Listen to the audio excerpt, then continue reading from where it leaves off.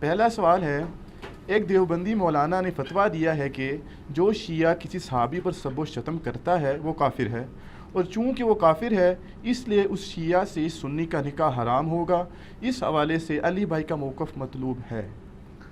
پہلی بات ہے کہ یہ اتنا موقف تو درست ہے کہ اگر کوئی شخص کافر ہے تو ظاہر ہے مسلمان سے تو اس کا نکاح نہیں ہو سکتا، بشرطے کہ وہ کافر بت پرست کافر ہو۔ اگر وہ اہل کتاب کافر ہے تو سورۃ المائدہ کے سٹارٹ میں آیا ہے کہ اہل کتاب کی عورتیں تمہارے لیے حلال کر دی گئی ہیں اور ان کا ذبیحہ بھی۔ اور جہاں تک مسلمانوں کے اندر فرقوں کا تعلق ہے، ان میں جو ایک دوسرے کو کافر کہتے ہیں وہ تو ماشاءاللہ سارے ایک دوسرے کو کافر سمجھتے ہیں، اس کے باوجود رشتہ داریاں اس معاملے میں چلا رہے ہوتے ہیں۔ وہ کفر کے فتووں کی کوئی حیثیت نہیں۔ سنی شیعہ اختلاف تو بہت بڑا اختلاف ہے، آپ اس سے چھوٹے لیول کے اوپر آئیں۔ کیا بریلوی علماء یہ فتویٰ دیں گے کہ بریلویوں کا نکاح دیوبندیوں سے ہو جاتا ہے؟ ناٹ ایٹ آل، کبھی بھی نہیں دیں گے۔ پھر یہ سنی شیعہ اختلاف کو کیوں اجاگر کیا جاتا ہے؟ کیسے دے سکتے ہیں؟ احمد بریلوی صاحب نے حسام الحرمین میں لکھا ہے، جس میں انہوں نے 5 فتوے کفر کے لگائے، ایک غلام احمد قادیانی پر اور 4 علماء دیوبند پہ۔ اس کو کنکلوڈ کرتے ہوئے انہوں نے لکھا ہے اس میں کہ جو علماء دیوبند ہیں ان کے اس کفر میں شک کرنے والا بھی کافر ہے، اور اجماع امت ہے کہ یہ مرتد اور واجب القتل ہیں۔ جب دیوبند کے بزرگ مرتد، واجب القتل اور کافر ہیں تو دیوبندی کی تو بیچارے کی حیثیت ہی کوئی نہیں رہے گی۔ اور یہ فتویٰ کون دے رہا ہے؟ احمد بریلوی صاحب، حسام الحرمین میں۔ اس کے جواب میں خلیل احمد سہارنپوری صاحب نے کتاب لکھی المہند علی المفند۔ آپ نام بابوں کی کتابوں کے دیکھیں، حسام الحرمین کا مطلب ہے حرمین کی تلوار۔ دیوبندیوں نے جب جواب دیا تو اس کا نام رکھا المہند علی المفند، ہند کی تلوار ایک سٹھیائے ہوئے پاگل بابے کے اوپر۔ المفند ایسا بوڑھا جس کا دماغ چل چکا ہو، وہ انہوں نے احمد بریلوی صاحب کو کہا۔ آپ اخلاقی گراوٹ کا لیول دیکھیں۔ ہمیں کہتے ہیں بزرگوں کے بارے میں زبان کھولتا ہے، بزرگوں نے جو ایک دوسروں کے خلاف زبان کھولی ہوئی ہے نا، ماشاءاللہ مبارک، وہ آج تک ان کے ماننے والے شرمندہ ہیں کہ یہ زبان کیا کھولی ہے۔ تو اس میں وہ المہند میں لکھتے ہیں کہ احمد بریلوی اور ان کی پوری جماعت ایک شیطانی لشکر ہے جو ہم پہ حملہ آور ہو گیا ہے۔ یعنی سب کے سب بریلوی شیطانی لشکر ہیں، تو شیطان سے بڑا کافر تو کوئی نہیں ہے۔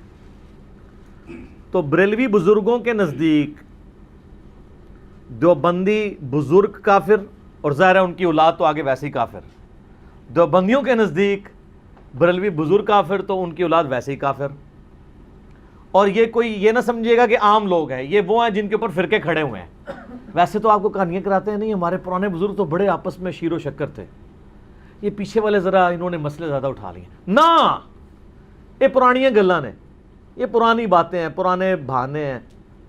ہم نے یہ ساری کی ساری چیزیں ایچ ڈی کیمرے میں دکھا دی ہیں۔ میں نے یوٹیوب پہ ایک میرا کلپ ہے، بریلوی دیوبندی اہل حدیث جنگ، وہ آپ ذرا کلپ دیکھیں تو آپ کے کانوں سے بھی دھواں نکلے گا کہ یہ جنگ کہاں تک پہنچی ہوئی ہے۔ یہ تو سنی آپس میں، ایک امام حنیفہ رحمہ اللہ کے ماننے والے 2 بچے اور امام حنیفہ کی جائز روحانی اولاد دیوبندی اور بریلوی، وہ آپس میں ایک دوسرے سے نکاح کرنے کو حلال نہیں سمجھیں گے۔ اور جب ہم یہ باتیں کرتے ہیں، کہتے ہیں نہیں یہ ہم ہی کرتا ہے، ہم تو ایک دوسرے کو مسلمان سمجھتے ہیں۔ میں کہتا ہوں نہیں جناب، اس طرح مسلمان نہیں۔ آپ کے بریلوی عالم کو لکھ کے دیں، ریناؤنڈ عالم، کہ دیوبندی بھی مسلمان ہیں، ہمارے بھائی ہیں، اور ایک نہ ایک دن عذاب بھگت کے جنت میں چلے جائیں گے، کبھی نہیں لکھ کے دیں گے، تو کیا مطلب ہے؟ کافر سمجھ رہے ہیں۔ یہی کام دیوبندیوں سے کہیں وہ نہیں کر کے دیں گے بریلویوں کے حق میں۔ تو یہ انہوں نے نا میک اپ کیے ہوئے تھے، ہم نے گرم تولیہ پھیر دیے ان کے منہ میں، بتا دیے کہ یہ ہے اندر سے۔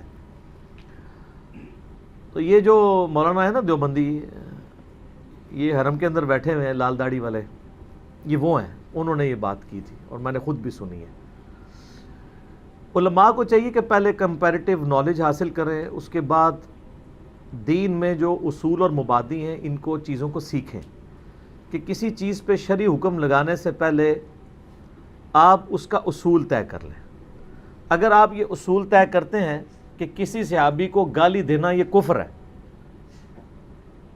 یہ آپ اصول اگر بنیاد پہ، علمی بنیاد پہ طے کر لیتے ہیں تو ٹھیک ہے، آپ ضرور کریں.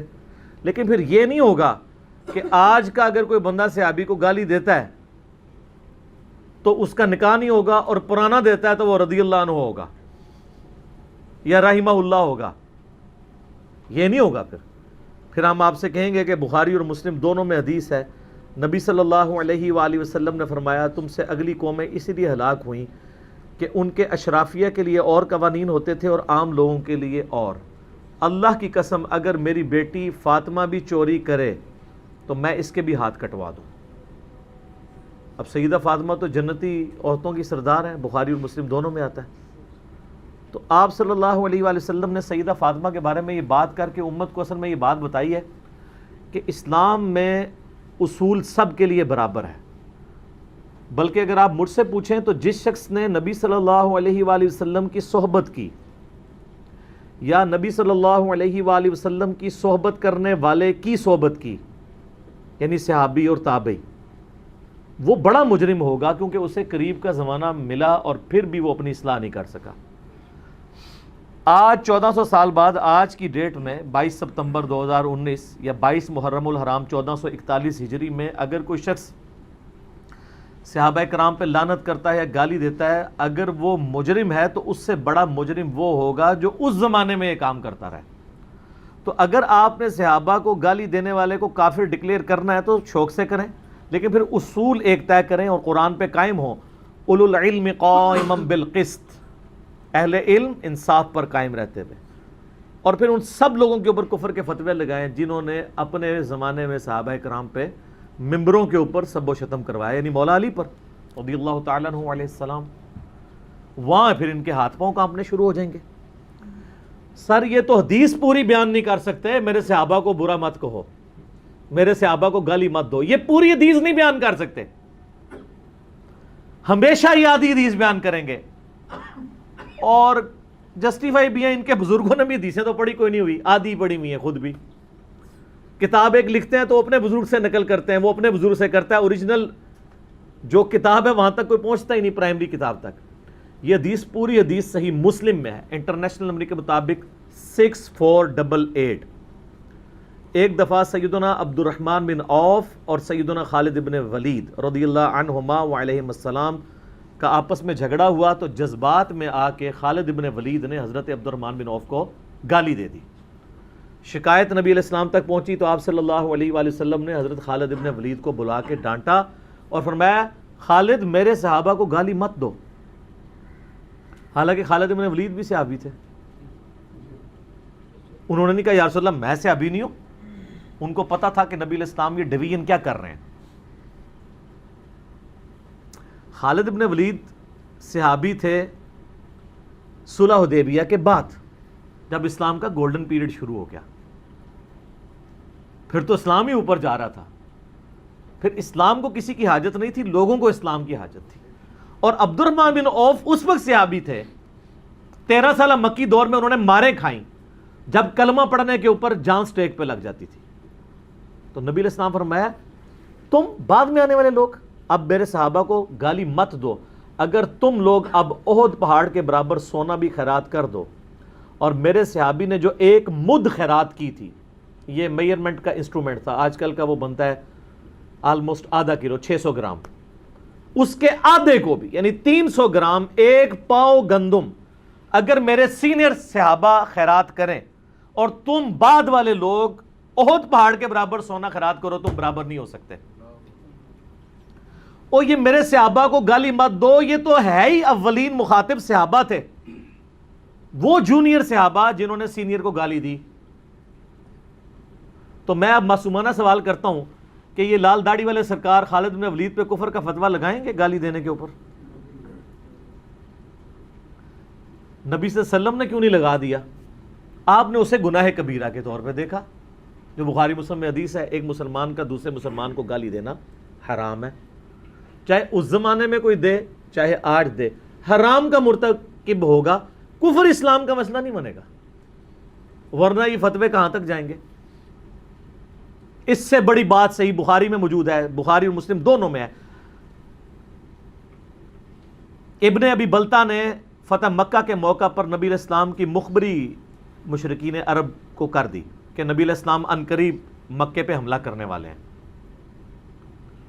اب نبی کا راز لیک کرنے والا تو غدار ہے. آپ علیہ السلام کو اللہ تعالیٰ نے وحی کے ذریعے بتا دیا. بخاری اور مسلم دونوں میں یہ حدیث آتی ہے. آپ صلی اللہ علیہ وآلہ وسلم نے سیدنا علی کو، سیدنا زبیر کو اور اصحاب کو بھیجا کہ فلاں قافلے میں ایک عورت جا رہی ہے، اس کے پاس وہ خط ہے، وہ خط کافروں تک نہیں پہنچنا چاہیے ورنہ وہ پہلے جنگ کی تیاری کر لیں گے. انہوں نے اس عورت کو پکڑ لیا. وہ عورت قسمیں اٹھائے کہ میرے پاس تو کچھ نہیں ہے. مولا علی نے کہا کہ نہ وہ جھوٹا ہے جس نے مجھے بھیجا ہے اور نہ وہ جھوٹا ہے جس نے اسے خبر دی ہے. یعنی اللہ اور اس کے محبوب عز و جل و صلی اللہ علیہ وآلہ وسلم دونوں سچے ہیں. اگر تو نے صحیح طریقے سے خط نہ دیا تو مجھے اگر تیرے کپڑے بھی اتروانے پڑے تو میں کپڑے اتاروں گا تیرے اور تجھ سے خط لوں گا. جب اس کو اب یہ یقین آ گیا تو اس نے اپنا بالوں کا جوڑا کھول کے تو اس میں سے خط دیا. اب وہ خط جب آ گیا حضور کی بارگاہ میں تو وہاں پھر آپ کو پتہ ہے جو ریاکشن ہونا تھا. سب سے پہلے سیدنا عمر کھڑے ہوئے، یا رسول اللہ اجازت دے اس منافق کی میں گردن اتاروں. منافق کافر سے بھی آخری درجے کی چیز ہے. ایک بدری صحابی کو حضرت عمر نے کہہ دیا منافق، کافر سے بھی بڑی ڈگری دے دی. کیونکہ سورہ نساء میں آتا ہے منافق دوزخ کے سب سے نچلی گھاٹی میں ہوں گے. نبی صلی اللہ علیہ وآلہ وسلم فرمایا عمر چھوڑ دو. بدری صاحب کی اللہ تعالیٰ نے اگلی پچھلی غلطیاں معاف کر دی. اچھا لیکن اب حضرت عمر نے تو ان کو کافر کہہ دیا تھا. بخاری مسلم دونوں میں حدیث ہے کہ جو کسی مسلمان کو کافر کہے تو دونوں میں سے کافر ہو گیا. یا تو جسے کہہ رہا تھا وہ کافر ہے، اگر وہ نہیں تھا تو کفر لوٹ آیا. اب ابن ابی بلتا اور سیدنا عمر میں سے کفر کس کی طرف لوٹا؟ سیدنا عمر کی طرف، اگر وہ رول مانا جائے. لیکن نبی صلی اللہ علیہ وسلم نے دونوں کو اس حوالے سے ریلیکسیشن دے دی کہ انہوں نے اپنی جگہ فتویٰ صحیح دیا تھا حضرت عمر نے کہ نبی کے ساتھ غداری کرنے والا کافر اور منافق ہی ہو سکتا ہے، اور دوسرے نے نفس سے مغلوب ہو کے یہ سب کچھ کیا تھا. اس لیے ہم اکثر کہتے ہیں کہ لوگ مجھے پوچھتے ہیں کہ جی وہ صحیح مسلم میں حدیث ہے 240 انٹرنیشنل نمبر کے مطابق علی سے محبت نہیں رکھے گا مگر مؤمن، علی سے بغض نہیں رکھے گا مگر منافق. تو کہتے ہیں جن جن لوگوں نے حضرت علی سے جنگیں کی ہیں تو آپ ان کو منافق کیوں نہیں کہتے؟ تو ان کو بھی میں کہتا ہوں کہ ان سے جو کچھ مس ہینڈل ہوا وہ دنیا کی محبت میں ہوا. جیسے ابن ابی بلتا نے، اس کے بیوی بچے وہاں پہ تھے، بخاری مسلم میں آتا ہے، تو اس نے کافروں کو کہا کہ میں تمہیں یہ مخبری کر رہا ہوں، اس کے عوض تم نے میری بیوی بچوں کو نقصان نہیں پہنچانا. یعنی دنیا کی محبت میں نبی کے ساتھ غداری کی. یہاں بھی سیدنا علی کے ساتھ جن لوگوں نے کیا دنیا کی محبت میں کیا، اس لیے ہم ان کو منافق نہیں کہتے دنیاوی فتوے میں. باقی ان کا معاملہ اللہ کے سپرد، اللہ ان کے ساتھ جو کچھ کرے. دنیا میں ہم یہی کہیں گے کہ دنیا کی محبت کا غلبہ تھا. جو بخاری مسلم دونوں میں حدیث ہے، آپ اپنی وفات سے 1 مہینہ پہلے غزوہ احد کے شہداء پہ دوبارہ نماز جنازہ پڑھی اور وہاں پہ قبرستان میں خطبہ دیا. عقبہ ابن عامر کہتے ہیں میں نے آخری دفعہ رسول اللہ کو ممبر پہ اسی وقت دیکھا ہے صلی اللہ علیہ وآلہ وسلم. آپ نے فرمایا دیکھو میں تمہارا پیش رو ہوں، میں اپنے حوض کوثر کو اس وقت بھی دیکھ رہا ہوں. اللہ نے دکھا دیا میرا اس وقت ممبر حوض کوثر پہ لگا ہے. مجھے اپنے بعد تم سے یہ خطرہ نہیں کہ تم دنیا کی محبت میں، یعنی دنیا تم پر تنگ ہو جائے یا تم غربت سے مرنے لگو. ایک روایت میں یہ آتا ہے. دوسری میں آتا ہے مجھے یہ خطرہ نہیں تم میرے بعد شرک میں، بت پرستی میں دوبارہ چلے جاؤ. یعنی اللہ نے گارنٹی دی تھی کہ آپ کے صحابہ کم از کم یہاں پہ عرب میں دوبارہ بت پرستی کا غلبہ مستقبل قریب میں تو نہیں ہوگا. باقی تو بخاری مسلم میں حدیث ہے کہ قرب قیامت میں دوبارہ بت پرستی آ جائے گی، وہ علیحدہ بات ہے. البتہ مجھے ڈر ہے کہ تم میرے بعد دنیا کی محبت میں پڑ جاؤ گے اور اس محبت میں ایک دوسرے کو قتل کرو گے، پھر تم بھی اسی طریقے سے تباہ و برباد ہو جاؤ گے جس طرح اگلے لوگ. یہ ساری کی ساری چیزیں میں نے واقعہ کربلا والے ریسرچ پیپر میں ڈالی ہوئی ہیں. جسے شوق ہے وہ ضرور پڑھیں.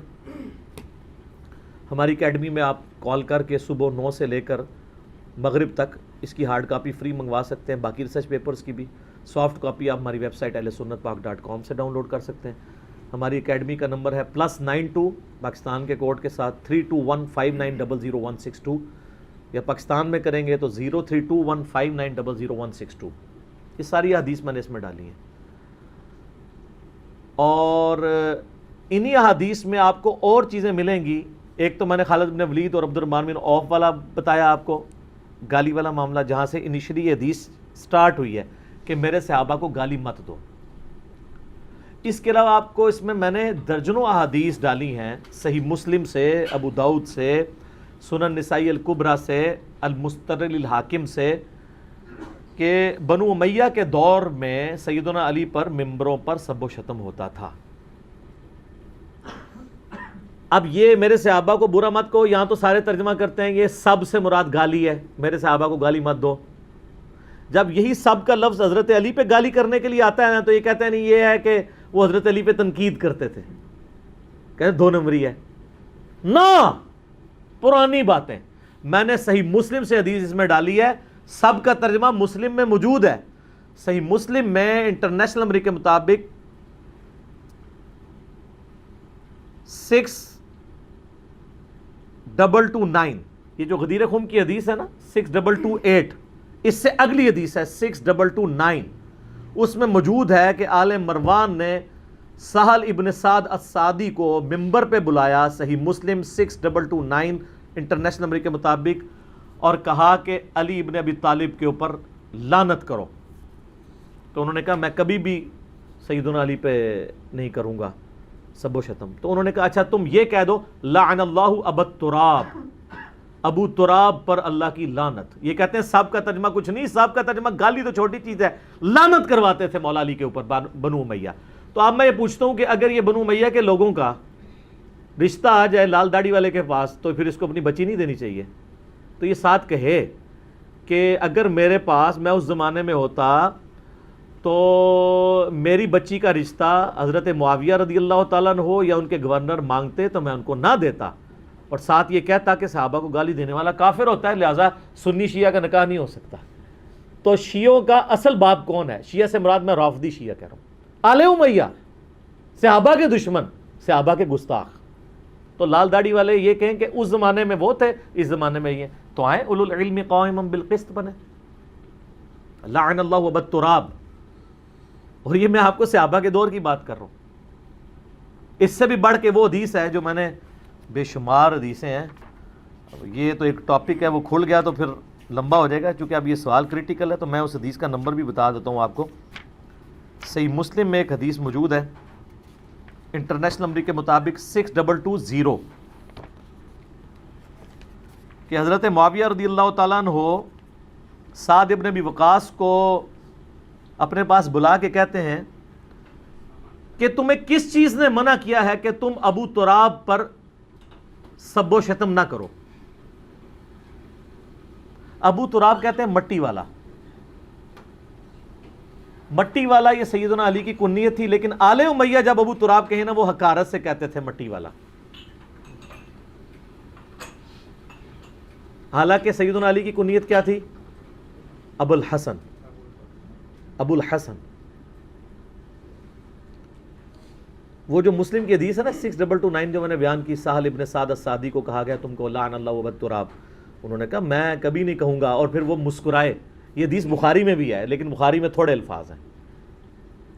بخاری میں اس کا نمبر ہے 3703, ڈیٹیل جو ہے مسلم میں 6229, سب کچھ ڈالا ہوا ہے سر اس میں. یہ جو کچھ کر دیا نا ان کے ساتھ اللہ کے فضل سے. تو بخاری مسلم کے الفاظ ہیں کہ سہل ابن سعد السعدی نے کہکا لگایا, انہوں نے کہا تم ابو تراب کو حقارت سے کہتے ہو, اور مولا علی سب سے زیادہ خوش اسی نام سے ہوتے تھے. پھر انہوں نے کہا کہ یہ بتاؤ ابو تراب پھر کیسے نام پڑا ہے؟ یعنی ان کو بھی کہانی کرائی ہوئی تھی ان کے بزرگوں نے کہ یہ مٹی سے, دیکھو کہانیاں شروع تو ہی چل رہی ہیں نا بھائی, کہانی اس زمانے بھی ہوندی سی. انہوں نے کہا اچھا یہ ہم تو حقارت سے کہتے ہیں, آپ کیوں کہتے ہیں؟ انہوں نے کہا کہ ہوا یہ تھا کہ ایک دفعہ سیدہ فاطمہ اور سیدنا علی کی آپس میں میاں بیوی کے ناطے جب کلش ہوئی, تو حضرت علی ناراض ہو کے گھر سے چلے گئے. نبی علیہ السلام آئے اور پوچھا کہ فاطمہ تیرے چچا کا لڑکا کدھر ہے؟ علی بن ابی طالب. انہوں نے کہا یا رسول اللہ وہ لڑائی ہوئی تھی تو وہ ناراض ہو کے چلے گئے. آپ نے ایک صحابی کو بھیجا اور کہا کہ جاؤ دیکھو علی کدھر ہے. تو گئے تو علی نے کدھر جانا تھا, مسجد میں مٹی کے اوپر لیٹے ہوئے تھے. انہوں نے آ کے یا رسول اللہ وہاں لیٹے ہیں. نبی علیہ السلام نے یہ نہیں کہا کہ اس کو بلا کے لاؤ, آپ محبت کا انداز دیکھیں, آپ خود چلے گئے اور جا کے مٹی جھاڑی جسم سے اور کہا اٹھ ابو تراب, اٹھ ابو تراب, اے مٹی میں لپٹنے والے اٹھ. جیسے اللہ نے اپنے محبوب علیہ السلام کو کہا تھا نا یا ایھا المزمل، اے کمبل میں لپٹنے والے، نبی علیہ السلام نے مولا علی کو کہا مٹی میں لپٹنے والے. اچھا وہ ابو تراب کہا تو مولا علی نے اپنا نام ہی پھر ابو تراب رکھ لیا محبت کی وجہ سے. تو اب یہ صحیح مسلم میں 6220 آتی ہے کہ حضرت معاویہ نے کہا کہ سعد ابن ابی وقاص سے کہ تمہیں کس چیز نے منع کیا ہے کہ تم ابو تراب مٹی والے پر سب نہ کرو. اور اس حدیث کا آغاز یوں ہوتا ہے امر معاویہ، معاویہ نے حکم دیا سعد کو، اور پھر پوچھا کہ تم کیوں نہیں کرتے، تو اس میں کلیئر کٹ ہے کسی کام کا حکم دے رہے تھے. وہ کہتے نہیں حکم کسی اور کام کا دیا ہوگا، نالا وچ بھی گل پوچھ لی ہونی نے. دیکھیں کس طرح کہانیاں بناتے ہیں، لیکن کی کہانی ان کے اپنے ابے نے ختم کر دی. ابن تیمیہ نے منہاج السنہ میں یہی حدیث لکھی ہے اور اس نے اپنے 7 حدیث میں الفاظ خود ایڈ کیے ہیں. امر معاویہ، معاویہ نے حکم دیا کہ سب کرو علی پر، اور انہوں نے انکار کیا. اگلے الفاظ مسلم میں ہے. وہ سب کے الفاظ جو مسنگ تھے نا، فلنگ دی بلینکس، ان کے روحانی ابا جی خود کر گئے ابن تیمیہ منہاج السنہ میں. تو انہوں نے سعد نے انکار کیا. مسلم کے الفاظ ہیں. تو انہوں نے کہا تمہیں کون سی چیز روکتی ہے؟ تو کہتے ہیں یہاں سب سے مراد تنقید ہے نا. 6229 میں سب کا ترجمہ لعنت ہوا ہے. لعنت کے الفاظ ہیں. دوسرے ایک حدیث دوسرے کی تفسیر کرتی ہے، جس ایک آیت دوسرے کی. پھر دوسرا اگر تنقید بھی آپ یہ جعلی مانا لیں تو یہ صحابہ پر خلفائے راشدین پہ تنقید کرنے والا کون ہوتا ہے؟ کہیں گے رافضی. تو سب سے بڑا رافضی کون؟ آل امیہ. تو آل امیہ کا رشتہ نہیں دینا آ گیا تھے. وہ جڑیں بنو، اولو العلم قائما بالقسط بنو. کو جی حضرت معاویہ کا رشتہ بھیجتے یزید کے لیے میری بچی کا، یا اپنی بچی کا میرے بچے کے لیے. میں کہتا نہیں، رافضی تو صحابہ پہ لعنت کرتے ہیں اور صحابہ کو گالی دینے والا کافر ہے. کافر مسلمان کا رشتہ نہیں ہوتا. لال داڑھی والی سرکار کرو نا، بڑھو نا جڑیں، گل صحیح دسو نا امت نو، امت کو صحیح بات بتاؤ نا. تو سعد ابن ابی وقاص نے پھر کہا کہ معاویہ میں نے علی کے بارے میں رسول اللہ صلی اللہ علیہ وآلہ وسلم سے 3 باتیں ایسی سنی ہیں کہ مجھے ایک بھی مل جاتی تو میرے لیے سرخ اونٹوں سے بہتر تھی. یہ کون کہہ رہا ہے؟ سعد ابن ابی وقاص، جو خود عشرہ مبشرہ ہیں، نبی علیہ السلام کے ماموں ہیں رشتے میں.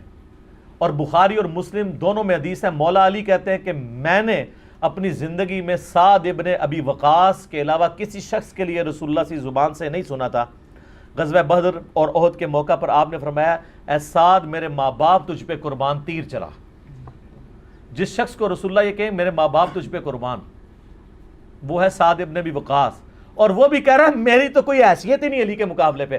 اور یہ علی کے مقابلے پہ لا رہے ہیں فتح مکہ پہ معافی مانگنے والے طلقاء کو. اور فتح مکہ سے پہلے جو مسلمان ہوئے ہیں خالد ابن ولید، لیکن صلح حدیبیہ کے بعد، ان کو رسول اللہ کہہ رہے ہیں میرے صحابہ کو نہ گالی دو. اور جو بعد میں معافی مانگ کے مسلمان ہوئے ان کا لیول کیا ہے وہ آپ خود سمجھ لیں. تو سعد ابن ابی وقاص رضی اللہ تعالیٰ عنہ کہتے ہیں معاویہ سن، پہلی فضیلت یہ کہ غزوہ تبوک کے موقع پر نبی علیہ السلام پہلا اور آخری موقع تھا کہ مولا علی کو اپنے ساتھ نہیں لے کے گئے. باقی ہر جنگ میں وہ ساتھ ہوتے تھے. تو انہوں نے رونا شروع کر دیا. تو آپ علیہ السلام فرمایا اے علی کیا تو اس بات پہ خوش نہیں ہے کہ تیری میرے ساتھ وہی نسبت ہے جو ہارون کی موسیٰ کے ساتھ، مگر میرے بعد کوئی نبی نہیں. سر یہ اتنی بڑی فضیلت ہے کہ بخاری مسلم میں پہلی فضیلت ہی حضرت علی کے فضائل کے چیپٹر میں یہ لکھی ہے. جیسے کہ ہارون علیہ السلام کو اللہ کے نبی موسیٰ علیہ السلام کوہ طور پہ جاتے وقت چھوڑ گئے تھے، میں تمہیں چھوڑ کے جا رہا ہوں. دوسری فضیلت وہ کہتے ہیں غزوہ خیبر کے موقع پر نبی علیہ السلام نے فرمایا تھا آج میں اس شخص کے ہاتھ میں جھنڈا دوں گا جو اللہ اور اس کے رسول سے محبت کرتا ہے، اللہ اور اس کا رسول اس سے محبت کرتے ہیں. یہ زیادہ بڑی بات ہے. نعرے تو سارے لگا لیتے ہیں لیکن وہاں سے جواب آنا. تو سعد ابن ابی وقاص کہتے ہیں، ان کا نام سعد ابن مالک بھی ہے کیونکہ مالک کی کنیت ابی وقاص بھی تھی. یہ دونوں ایک ہی صحابہ کے نام ہیں. تو سعد ابن ابی وقاص کہتے ہیں ہمیں پوری رات نیند نہیں آئی کہ کون خوش نصیب ہوگا. صبح نبی علیہ السلام فرمایا علی ابن ابی طالب کو بلاؤ. اپنا مبارک لعاب ان کی آنکھوں میں لگایا، آشوب چشم تھا، شفا ہوئی، پھر بھیجا، اللہ نے فتح دے دی.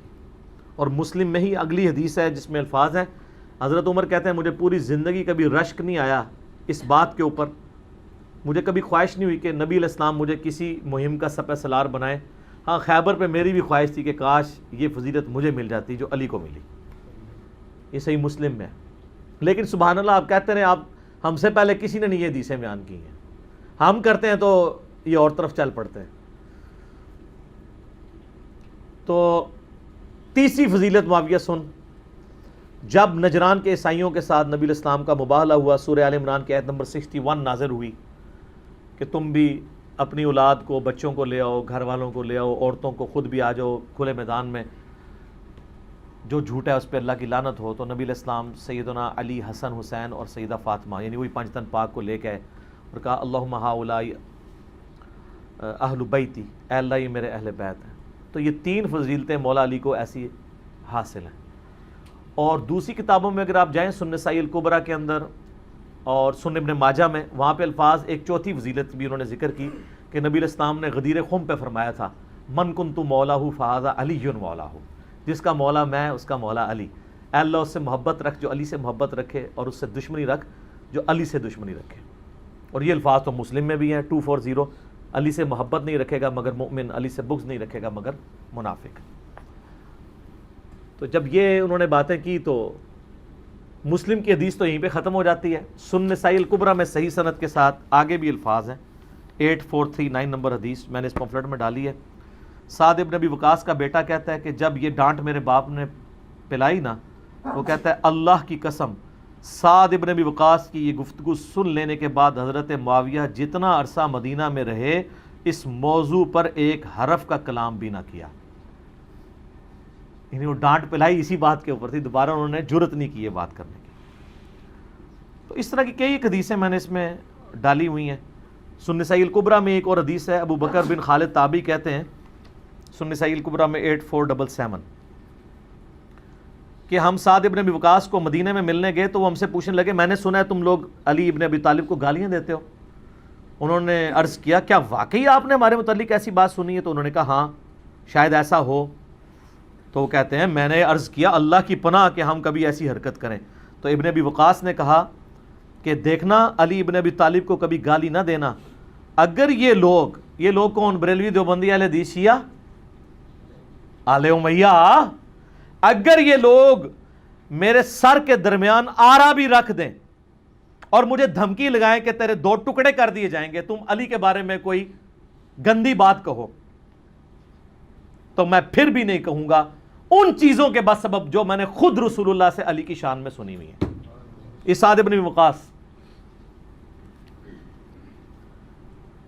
تو سر یہ تو ٹاپک نہ ختم ہونے والا ہے، میں 1 گھنٹہ اور بولوں گا۔ اس کے بعد ابو داؤد سے، مسند احمد سے، مغیرہ ابن شعبہ کی حدیثیں، حضرت معاویہ کو خوش کرنے کے لیے انہوں نے ممبروں پہ حضرت علی کے اوپر سب و شتم کروایا۔ ٹھیک ہے جی، کتنے سخت، اور وہاں پہ انہوں نے عشرہ مبشرہ والی، اور سر یہ تو عشرہ مبشرہ والی حدیث پوری بیان نہیں کر سکتے، یہ ایسے 2 نمبر ہے۔ ترمذی کی ایک چھوٹی سی حدیث ہے، عبد الرحمن بن عوف والی بیان کرتے ہیں کہ 10 بندے جنت میں ہیں۔ ابو داؤد میں کتنی حدیثیں ہیں عشرہ مبشرہ والی، سنن نسائی الکبریٰ میں، المستدرک للحاکم میں، مسند احمد میں، وہ حدیثیں بیان ہی نہیں کر سکتے۔ یہ حدیثیں بیان ہی مغیرہ ابن شعبہ گورنر کوفہ اور صلح حدیبیہ کا صحابی مغیرہ ابن شعبہ، ہم تو چلے کہتے ہیں رضی اللہ عنہ، انہوں نے جب حضرت معاویہ کے استقبال میں سپاس نامہ پڑھتے ہوئے خطباء کو کھڑا کر کے حضرت علی پہ لعنت کروائی، تو وہاں پہ سعد ابن ابی وقاص، یہ جو حضرت سعید ابن زید حضرت عمر کے جو بہنوئی ہیں، شروع کے مسلمانوں میں سے، حضرت عمر سے مارے کھاتے تھے اسلام لانے کی وجہ سے شروع میں، انہوں نے وہاں عشرہ مبشرہ کی حدیث ہے، ان کا علی پہ لعنت کر رہے، علی تو جنتی صحابہ میں سے ہے۔ ٹھیک ہے، وہ اتنی ساری حدیثیں ہیں، وہ میں بیان کروں تو ٹائم لگے گا۔ میری کئی ایک ویڈیوز موجود ہیں، یہ ریسرچ پیپر آپ منگوا کے خود پڑھیں تو آپ کو سب و شتم کے حوالے سے یعنی سب چیزیں کلیئر ہو جائیں گی، اس میں پھر وہ کس طرح ڈانٹتے ہیں ان کو۔ اور سنن نسائی الکبریٰ میں ایک اور روایت میں تو بالکل واضح الفاظ ساروں میں ہی موجود ہیں، اس میں ایک تابعی کہتا ہے میں سعید ابن زید کے پاس آیا، 8206 نمبر حدیث، وہ کہتے ہیں کہ میں نے کہا کہ یہ ہمارے حکمران تو ہمیں کہتے ہیں ہم اپنے بھائیوں پر لعنت کریں، یہاں پہ بھی لعنت کے الفاظ ہیں، یہ کہتے ہیں تنقید، لعنت، تو ہم تو کبھی لعنت نہیں کریں گے۔ سعید ابن زید نے فرمایا تابعین سے جب انہوں نے شکایت کی، تو اتنے میں وہ کہتے ہیں ایک شخص آیا سیدنا سعید سے کہتا ہے کہ میں اس دنیا میں ہر چیز سے بڑھ کر علی سے محبت کرتا ہوں۔ سعید ابن زید نے یہ نہیں کہا کہ سر آپ تو رافضی ہو گئے ہیں، پوائنٹ ٹو بی نوٹڈ، سعید ابن زید نے کہا تمہیں بشارت ہو تم ایک جنتی انسان سے محبت کرتے ہو. پھر سعید ابن زید نے کہا کہ میں نے خود رسول اللہ سے سنا تھا ابو بکر، عمر، عثمان، علی، طلحہ، زبیر، عبد الرحمن بن عوف، سعد ابن ابی وقاص، یہ سب کے سب لوگ جنت میں ہیں اور ایک 10واں آدمی بھی جنت میں ہے. اگر تم چاہو تو میں اس کا نام بتا سکتا ہوں. وہ اصل میں خود تھے، اپنا نام چھپا رہے تھے. پھر بعد میں جب لوگوں نے کہا تو انہوں نے بتا دیا. اور کافی ساری حدیثیں ہیں. تو میں نے چونکہ ٹاپک کو کنکلوڈ کرنا ہے تو وہ سنی شیعہ کا نکاح ہو جاتا ہے. اگر یہ کہتے ہیں نہیں ہوتا، یہ کفر کے درجے میں ہے. اگر یہ اصول یہ طے کرنا ہے تو پھر یہ کفر کی فہرست اوپر تک جائے گی. اب جب یہ میرا کلپ جائے گا نا تو پھر آپ کو یہ صحیح بات بتائیں گے کہ بھی گالی دینے سے وہ کافر نہیں ہوتا، یہ کفر اسلام کا مسئلہ ہے. جذباتی ڈاکٹرائن چھوڑ دیں کہ اگر کوئی میری اماں کو گالی دے دے تو میں اس کے ساتھ کروں گا. تو میں یہ پوچھتا ہوں تیری اماں تو کوئی چیز ہی نہیں ہے. مسلم میں 240 نمبر حدیث ہے، علی سے محبت نہیں رکھے گا مگر مومن، علی سے بغض نہیں رکھے گا مگر منافق. جن لوگوں نے ان کو گالیاں دی اور دلوائی ان کو تم رضی اللہ عنہ رحمہ اللہ کہتے ہو، اس وقت تمہاری رگ نہیں پڑکتی کہ مولا علی کو گالی دینے والا؟ یہ جو کہتے ہیں صحابہ کو گالی والا مسئلہ وہ حضرت علی کے علاوہ ہے. حضرت علی کو دیں، ان کو کوئی تکلیف نہیں ہوگی. ہمیں تو سب سے ہوتی ہے، لیکن ہم اصولی مسئلہ بیان کرتے ہیں کہ صحابہ کو گالی دینا حرام ہے، کفر کا مسئلہ نہیں ہے. اور یہ تو طارق جمیل صاحب نے بھی بات کی ہے، ان کی بھی ریکارڈنگ موجود ہے. انہوں نے تو اگلی بھی بات کر دی تھی کہ اگر کوئی تعویل کی غلطی کی وجہ سے کافر بھی کہہ دے تو کافر نہیں ہوگا. پھر سارے پیچھے پڑ گئے. اتنی موٹی کتاب ان کے خلاف آئی ہوئی ہے، گجرانوالہ سے نکلی ہے. تو اس پہ آپ میرا ایک یوٹیوب پہ کلپ ہے، کیا صرف شیعہ ہی کافر ہیں؟ آلموسٹ 1.5 ملین کے قریب لوگ دیکھ چکے ہیں. اس میں نے یہ ساری باتیں تکفیر کا مسئلہ بیان کیا. تکفیر فوراً نہ لگا دیا کریں. ہم تو میرے بھائی ان کے پیچھے نمازیں پڑھتے ہیں، ان کو چندے دیتے ہیں، کسی کی تکفیر نہیں کرتے. باقی نکاح ہو جائے گا. میرا یوٹیوب پہ کلپ بھی ہے، کیا سنی شیعہ کا نکاح ہو سکتا ہے؟ تو میں نے بتایا کہ بھئی جس کو آپ کافر دلائل کی بنیاد پہ ڈکلیئر نہیں کر رہے وہ مسلمان ہے، اس کے پیچھے نماز بھی ہو جائے گی، اس کے ساتھ نکاح بھی ہو جائے گا. البتہ اگر آپ کا دل نہیں مانتا وہ ایک الگ بات ہے. وہ تو یقین کریں ہم دعوت اسلامی میں رہے ہیں، ٹھیک ہے جی. اور میں اس وقت تو کٹر بریلوی تھا. میری والدہ جب میرا رشتہ تلاش کرنے کے لیے نکلی میں نے کہا جی بریلوی کے علاوہ کوئی نہ ہو، کیونکہ ظاہر ہمیں بتایا گیا تھا دیوبندی گستاخ رسول ہے. یہ سب کہانیاں ہیں. نکاح ہو جاتا ہے، کوئی مسئلہ نہیں، نماز بھی ایک دوسرے کے پیچھے پڑھے. میں الحمدللہ اس کے اوپر اکثر بولتا رہتا ہوں. میری یوٹیوب پہ بہت ساری ویڈیوز ہیں، لیکن یہ اصولی بات میں نے کہہ دی. اصول کے اوپر بات کیا کریں، جذبات کے اوپر نہیں. علم کی دنیا میں جذبات کی کوئی حیثیت نہیں ہوتی. اور جذبات کے میدان سے نکل کے علم کے میدان میں آنے کے لیے آپ کو ایک نعرہ لگانا پڑے گا، نہ میں وہابی نہ میں بابی، میں ہوں مسلم علمی کتابی. نہ ہم سو کارڈ وہابی ہیں، کوئی علمی بات کرے اسے کہتے ہیں وہابی ہو گیا، اور نہ ہم بابوں کا دفاع کرنے والے بابی ہیں. ہم عام مسلم ہیں علمی کتابی. ٹھیک ہو گیا.